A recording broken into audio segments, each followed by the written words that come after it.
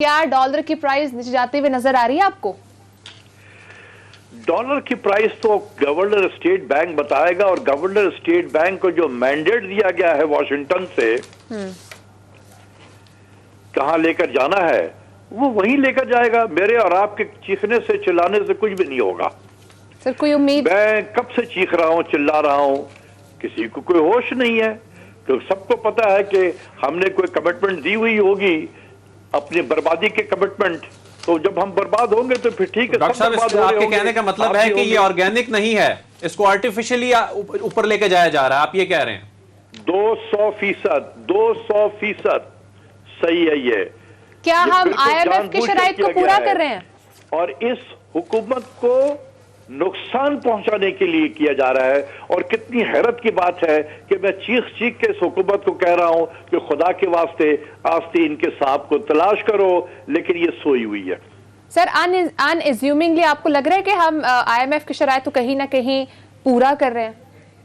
Of course बिल्कुल कर रहे हैं। ये हम निगोशिएशन किस लिए करने के लिए जा रहे हैं? जो रिमेनिंग ट्रांश वगैरह है उसके लिए। अभी तो देखें ना, 1 साल तकरीबन रह गया है, 2 साल खत्म हो गया है, पैसे तो हमें नहीं मिले, हमने पैसा भी रिलीज कराना है उनसे।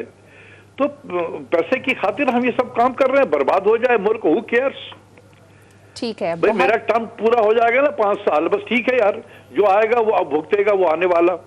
हर हुकूमत वक्त यही करती है कि इतना हालत को खराब कर देती है कि यार मेरा वक्त गुजर जाए, आने वाला जो होगा वो समझेगा, वो जानेगा। और हम IMF से छुटकारा हमें नहीं मिलता है। इसलिए मैं कहता हूं कि खुदा के वास्ते एक मर्तबा अपने पैर पे खड़े हो जाओ, निकल आओ IMF से। ये बर्बाद कर देगा तुम्हें। ये हेलीकॉप्टर से लोग उतरते जाएंगे और यही बर्बाद करेंगे। 2 चीजें होनी चाहिए, एक होना चाहिए विल और दूसरा होना चाहिए कैपेसिटी। मेरा अपना ख्याल है कि neither we have will nor we have capacity to investigate all these things. तो ये जब मैं मिनिस्ट्री ऑफ फाइनेंस में था तो हमारी एक ट्रेनिंग कराई गई थी, और ये आप दोनों के लिए, तीनों के लिए भी बहुत लेसन है कि हर न्यूज की एक शेल्फ लाइफ होती है। और वो पहले 2 दिन 3 दिन तो बहुत जो है वो हेडलाइन में रहेगा, उसके बाद वो फिर थोड़ा पीछे चले जाता, फिर होते होते महीने के बाद लोग भूल जाएंगे क्योंकि कोई नया इवेंट हो जाएगा। So Pakistan is a dynamic country जहां पर हर लम्हे कुछ न कुछ होता रहता है, तो इसलिए लोग भूलते चले जाते हैं माजी में क्या हुआ। तो ये भी इसी तरीके से हो जाएगा। इससे पहले पनामा भी तो आया था ना डॉक्टर साहब, तो उसमें भी कोई 400 लोग थे, तो वहां इन्वेस्टिगेशन तो एक ही आदमी की हुई और उसके बाद तो फिर खत्म हो गया। उसके बाद बाकी 400 लोग किधर गए? वो डॉक्टर साहब कता कलामी की माजरत, अब FBR के कंधों पर जिम्मेदारी आती नजर आ रही है। बुनियादी तौर पे तो ऐसे ही लगता है कि ये FBR के कवानीन से रिलेटेड हैं चीजें। FBR के पास इतनी कैपेसिटी है कि ये इन ऑफशोर कंपनियों से मुतल्लिक उन ममालिक से राब्ते करके वहाँ उन कंपनियों के जो मलकियत में एसेट्स हैं उनसे मुतल्लिक मालूमात इकट्ठी कर सके, या ये आपको सिर्फ एक सियासी नारा ही वजीर आजम का नजर आता है?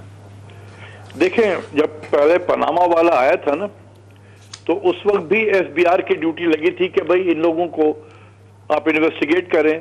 तो उन्होंने वो 400 लोगों को एक लेटर जारी कर दिया था कि जी आए बताएं आप कि कहां से आपने ये पैसा लिया और कैसे आप बाहर ले गए, पैसे कैसे कंपनी आपने बनाई। और उसके बाद जैसे मैंने कहा कि हर न्यूज की एक शेल्फ लाइफ होती है, वो उसके बाद गायब हो गई। अब ये जागा इसलिए कि ये दोबारा ये 2016 के बाद 5 साल के बाद ये दूसरा आ गया पेपर, तो पेंडोरा पेपर आ गया है। तो ये भी कोई महीना 1.5 महीना चलेगा, कुछ कमेटी बन जाएगी, FBR के लोगों को टैक्स वालों को नोटिस जारी कर देंगे और फिर आहिस्ता आहिस्ता। तो डॉक्टर साहब, आप इसको किस तरह देखते हैं कि वजीर खजाना साहब की ऑफशोर कंपनी आती है, चाहे उसका पर्पस कुछ भी हो, चाहे वो डोरमेंट हो गई हो, लेकिन उन्हीं के मातहत इदारे ने इस मामले को इन्वेस्टिगेट करना है। ये जो मॉरल ग्राउंड्स पे इस मामले को कैसे देखते हैं? और जो शौकत तरीन साहब जाहिर है बड़े अपराइट आदमी हैं, इस मामले में वो जो बात कर रहे हैं यकीनन वो दुरुस्त होगी, लेकिन इस मामले को इस अंदाज में कैसे देखते हैं कि वो हेड कर रहे हैं?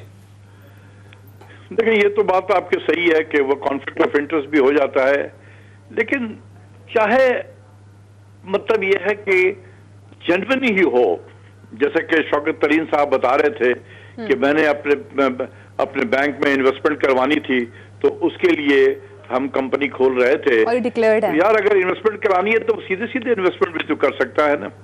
Why you need a company. लेकिन बहरहाल कोई हो सकता है कि उनको फायदा हो सकता था उससे, या जो लोग इन्वेस्टमेंट कर रहे थे उनको कोई फायदा हो सकता था। लेकिन यह है कि जब इस किस्म की चीजें आती है ना, तो वो लोग जिनका भी नाम आता है, चाहे वो जेन्युइन ही क्यों ना हो, लोगों की नजर में सस्पेक्ट हो जाते हैं। लोग उनको अच्छी तरीके से, अच्छी नजर से नहीं देखते हैं। फौरन उनके जहन में कुछ और ख्यालात आने लगते हैं कि यार देखो इन्होंने लूटा है, पैसा ले गए।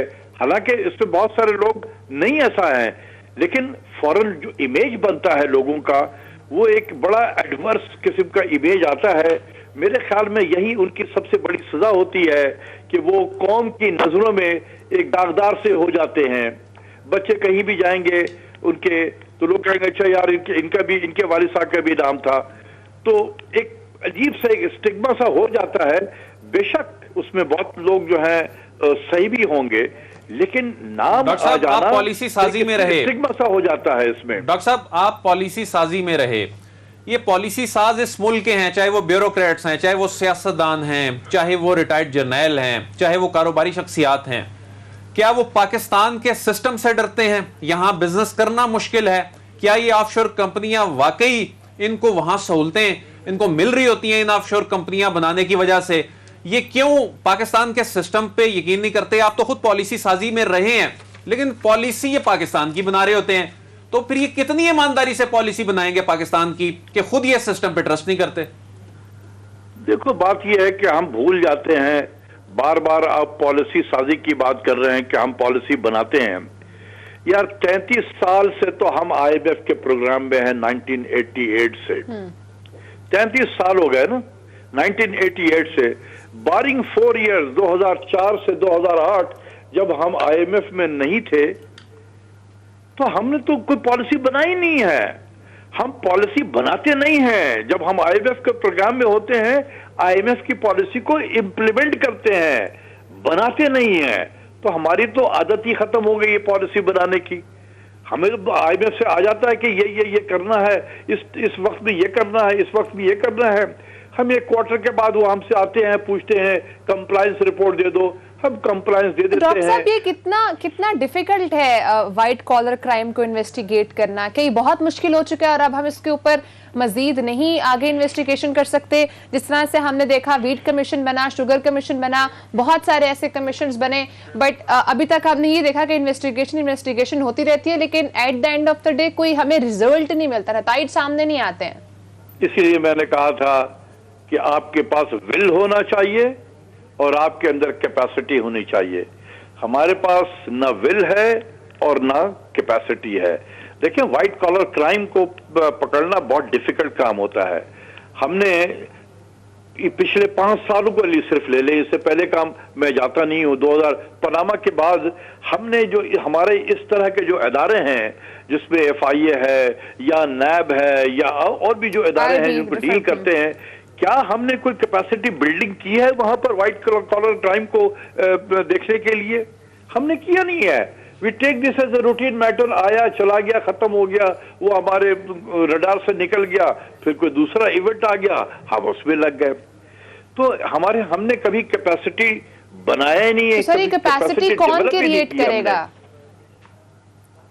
क्या चीज कहा आपने? ये कैपेसिटी और ये विल कौन क्रिएट करेगा? Who is responsible for that? हुकूमत वक्त करती है। और कौन करेगा? किसके पास इख्तियार है कि अब लोगों की ट्रेनिंग करवाई जाए, व्हाइट कॉलर क्राइम को कैसे फाइट किया जाता है? फिर वो एक आर्ट है। अदील वाली बात, जैसे पहले अदील ने कहा था कि अगर खुद ही वजीर खजाना का उसमें नाम होगा तो आपने बात की कॉन्फ्लिक्ट ऑफ इंटरेस्ट होगा, फिर इस तरह से तो रिफॉर्म्स नहीं आ सकती। देखिए, ये बड़ा अनफॉर्चुनेट है। जैसे मैंने कहा कि इस किस्म के नाम आ जाते हैं, तो मुश्किल ये होता है कि जब ये नाम आता है तो उसके बाद लोग जस्टिफिकेशन देना शुरू करते ठीक है। हैं, लेकिन इससे पहले नहीं डिक्लेयर करते कि हाँ भाई मेरा एक ऑफशोर में मेरी 3-4 कंपनी खुली हुई है और ये बिल्कुल जेन्युइन है, ये मेरे इसमें डिक्लेयर है, एफबीआर में भी डिक्लेयर किया हुआ है, मेरे टैक्स रिटर्न में भी शामिल है, सब कुछ है। ये पहले नहीं होता है। ठीक है पहले सर, सब जाते चुप-चुपा जाते के ये काम हो बता रहा होता है। दीजिएगा कि जब ये डॉलर आ जाता है तो फिर लोग जस्टिफाई करना शुरू कर देते हैं। बिल्कुल सर, जाते जाते लास्ट क्वेश्चन,